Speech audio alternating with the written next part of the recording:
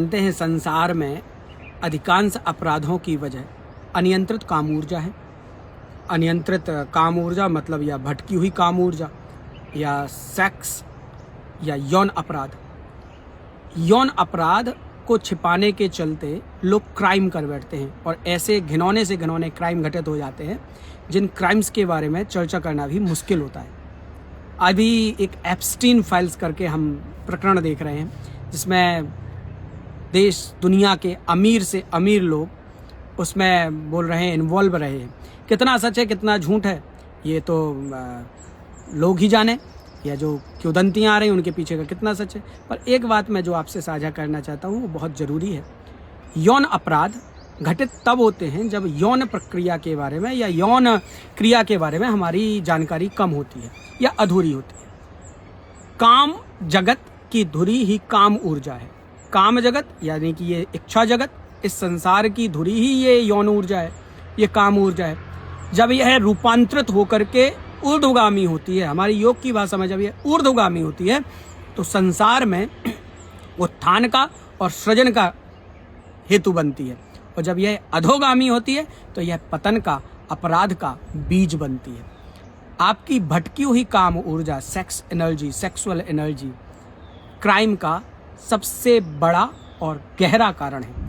या किसी भी अपराध की जड़ कहा जाए तो अनियंत्रित काम ऊर्जा। ये काम ऊर्जा सिर्फ सेक्स बस की नहीं होती है, ये काम ऊर्जा, इच्छा ऊर्जा, किसी भी प्रकार की इच्छा हो सकती है। अमीर बनने की, सबसे ज़्यादा प्रसिद्ध होने की, राजनेता बनने की, किसी से कंपटीशन में आगे निकलने की, अव्वल आने की। तो ये ऊर्जा जो है ना, ये काम ऊर्जा ही है जो विभिन्न रूपों में रूपांतरित होती रहती है।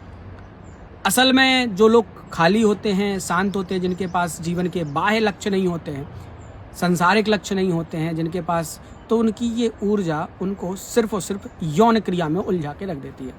वो लोग जो संसार में असफल होते हैं, उनके असफलता का सबसे बड़ा कारण यही भटकी हुई या समय रहते ना समझी गई वो यौन ऊर्जा या यौन कुंठा होती है, जो भीतर ही भीतर सप्रेस होती रहती है।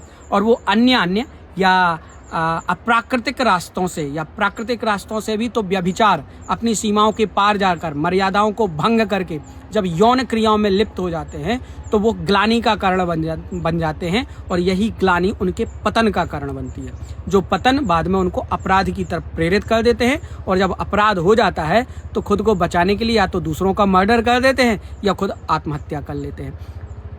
आए दिन इस प्रकार के केस हम देख रहे हैं।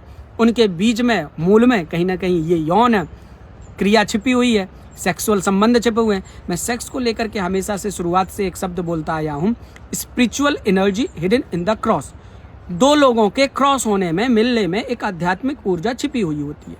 अगर हम उस आध्यात्मिक ऊर्जा को नदारद करके सिर्फ मैकेनिकल एक्ट में उतर जाते हैं, सिर्फ एक इजैकुलेशन वाली प्रक्रिया में उतर जाते हैं, सिर्फ एक दूसरे को मैकेनिकल एक्ट में आ गए, वहाँ पर फीलिंग्स नदारद हो गई, वहाँ पर आध्यात्मिकता नदारद हो गई, वहाँ एक दूसरे के प्रति समझ और जिम्मेदारी का भाव नदारद हो गया, तो ये मैकेनिकल एक्ट आपको हिंसा की तरफ प्रेरित करते हुए आज नहीं तो कल संसार की उस खूबसूरती से दूर लेकर के चला जाता है जिस खूबसूरती से इस संसार में खूबसूरत संसार की स्थापना होनी है, जिस व्यवस्था के अंतर्गत एक सुंदर संसार बनना है। तो यौन ऊर्जा को लेकर के हम जब बात कहते हैं कि हमारे सनातन परंपरा में हमेशा से ही प्रक्रिया रही है कि पहला मेंसेस आने के बाद, मासिक आने के बाद, रजस्वला होने के बाद महिला के विवाह की व्यवस्था कर दी जाती थी, क्योंकि ये एक सहज प्रक्रिया है कि क्रेविंग्स बढ़ेंगी। अब क्रेविंग्स जब बढ़ेंगी उस उम्र में आप उसको दूसरे रास्ते पर उसको लगा दिया, हम बोलते हैं हमने उसको खड़ा कर दिया या हमने उसको मजबूत बना दिया। यौन तो एक नॉर्मल इच्छा है, जैसे भोजन की इच्छा होती है वैसे यौन की इच्छा होती है, तो वो कहीं भी कर ले, कहीं भी खा ले, कहीं भी जी ले। तो इससे जिम्मेदारी का बोध समाज में खत्म होता जाता है। प्रेम संबंध के चलते ठीक है, कुछ पल का सुकून मिलता है, किसी के प्रति आकर्षण हुआ, मित्रवत संबंध बना, घटित हो गया, नेचुरल संबंध बन गया। लेकिन जब बार बार ये नेचुरल संबंध बनते हैं, बार बार पार्टनर बदलता है, बार बार हमारा यौन साथी बदलता है, यौन क्रिया का साथी बदलता है, तो उतने ही प्रकार के मैकेनिकल या मैग्नेटिक चेंज हमारी शरीर की आंतरिक ऊर्जा में आते चले जाते हैं। हमारी शरीर की आत्मा प्रभावित होती है, हमारे शरीर की जो वाइब्रेशनल फ्रिक्वेंसी है वो प्रभावित हो जाती है, और जब ये वाइब्रेशनल फ्रिक्वेंसी प्रभावित प्रभावित होती है तो हम एक उम्र के बाद जाकर के डिप्रेशन या अवसाद का शिकार हो जाते हैं, या फिर कहीं जाकर के कुंठित होकर के जीवन जीने लगते हैं। हमारा दूसरों के प्रति विश्वास खत्म होने लगता है। हम दूसरों से अपेक्षा करते हैं कि ये हमारा साथी ईमानदार रहे, और खुद इतनी बेईमानी को जी चुके होते हैं कि खुद तो बेईमान है, दूसरों से ईमानदारी की उम्मीद कर रहे हैं। तो यहाँ पर आकर के फिर यौन अपराध घटित होते हैं समाज में। सही उम्र पर सही पड़ताल और सही निर्णय समाज की सही दिशा को निर्धारित करते हैं। अब चूंकि किंतु परंतु हम तथाकथित आधुनिक युग में उस नेचुरल क्रिया के विरोध में चले गए, तो वो नेचुरल क्रिया आज अपराध का कारण बन चुकी है। 30-35 साल की उम्र में जब तक हम प्रोफेशनली सक्षम नहीं होंगे तब तक हम विवाह नहीं करेंगे। तो विवाह क्या बन गया है? एक कॉम्प्रोमाइज के चलो ठीक है, हमारे बुढ़ापे का साथी तैयार हो जाएगा। विवाह वो एक नैसर्गिक जिम्मेदारी का बोध नहीं बन पा रहा है जिसको बन जाना चाहिए था। जब बचपन की अवस्था से, उस उम्र से, किशोर अवस्था से विवाह संबंध होता था, एक दूसरे के प्रति आकर्षण होता था, तो एक दूसरे के प्रति अपनत्व का भाव पनपता था। कपल्स के बीच में एक दूसरे के प्रति जिम्मेदारी का भाव पनपता था, और ये जिम्मेदारी का भाव उनके सुंदर परिवार की सृजन की रूपरेखा रचता था, और ये सुंदर रूपरेखा एक मजबूत कुटुंब की स्थापना करता था। मजबूत कुटुंब एक स्वस्थ समाज की धुरी बनता था, और ये स्वस्थ समाज ही सनातनी समाज एक दूसरे का सम्मान करते हुए एक खुशहाल जीवन जीता था, जिसका मूल होता था आनंद। अब उस आनंद की दूरी कहाँ हो गई है? हम एक दूसरे की औरतों को प्रति देख रहे हैं, आकर्षण विकर्षण का शिकार हो रहे हैं, अपनी पत्नियों से दूरी बनाए हुए हैं, पत्नियां अपने पति का सम्मान नहीं कर रही हैं। जाहिर सी बात है, टेक्निकल युग में आजकल सब कुछ आसान हो गया है, तो एक दूसरे से मित्रता हो जाती है। उस आकर्षण विकर्षण में हम अपनी ऊर्जा को इतना प्रदूषित कर लेते हैं, इतना गंदा कर लेते हैं कि वापसी के चांस ही नहीं मिलते। जब वापसी के चांस नहीं मिलते, हम अपने आप को इतना गंदा कर चुके हैं, तो फिर अपराध पनपते हैं। मैं बार बार बोल रहा हूँ, ये प्रदूषित यौन ऊर्जा ही अपराध का कारण है। पति पत्नी के बीच में यौन संबंध एक जिम्मेदारी का, एक कर्तव्य का भाव पैदा करता है।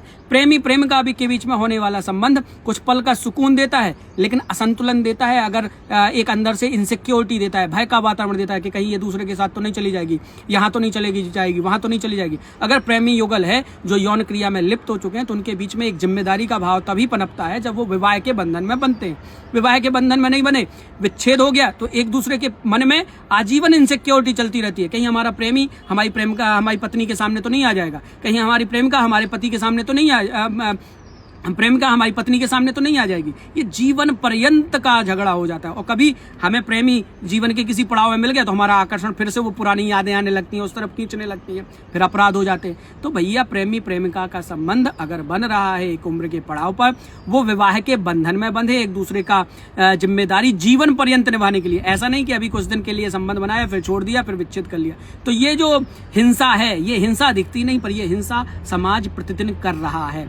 अब बात आती है भैया, एक संबंध ऐसा बन जाता है नैसर्गिक के, कभी कभी चलते चलते भैया अड़ोसी पड़ोसी के बीच में संबंध बन गए, तो ये वासना होती है।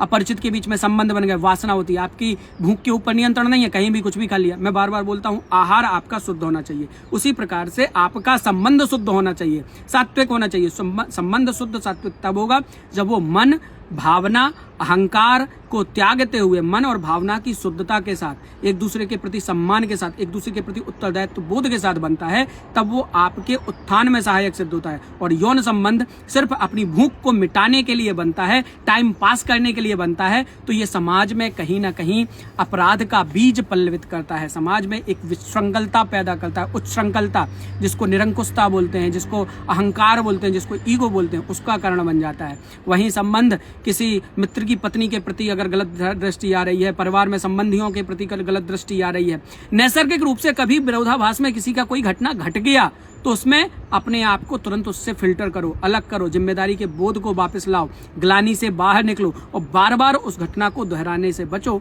जो घटना आपके अंदर ग्लानि का बीज पैदा कर रही है। याद रखना, इस संसार में सबसे बड़ी जो हिंसा है हमारी खुद के प्रति है, वो है ग्लानि का भाव। जब आता है, जब तक आप ग्लानि से मुक्त नहीं होते हो, तब तक आपका मुक्ति या मोक्ष के मार्ग पर आगे बढ़ पाना संभव नहीं है। पड़ोसियों के साथ संबंध, अन्य स्त्रियों के साथ संबंध, अन्य स्त्रियों के प्रति आकर्षण, ये सब कहीं ना कहीं समाज में विद्वेष का कारण बन जाते हैं और अपराध की वजह बन जाते हैं। अपने यौन इच्छा को समझना है तो समय रहते बाकायदा विवाहित हों, विवाह करें, विवाह के साथ जिम्मेदारी का बोध हो पाए, अपनी संतान पैदा करें, उनको भी उसी दिशा में लेकर के चलें। कभी भूलवश कोई संबंध बन गए, नैसर्गिक रूप से आकर्षण विकर्षण के चलते बन गए, तो उनसे दूर हो और अपने पति पत्नी के संबंधों की धुरी को मजबूत करो। जब आप अपने पति पत्नी के संबंधों की धुरी को मजबूत करेंगे, यौन इच्छा के चलते अनियंत्रित होकर के अपने आप को भटकाएंगे नहीं, तो संसार सुखद होने लगेगा। आप भी शांत होकर के अपने उस खूबसूरत संसार को रचने में लग जाएंगे जो संसार अभी आपको बिखेरने में लगा हुआ है, जो आपकी ऊर्जा संसार को बिखराव करने में या भटकाव में लगी हुई है। यौन ऊर्जा को समझें, सेक्सुअल एनर्जी को समझें और सेक्सुअल एनर्जी के फ्लो को सकारात्मक दिशा दें, ऐसा मेरा सभी से अनुरोध है।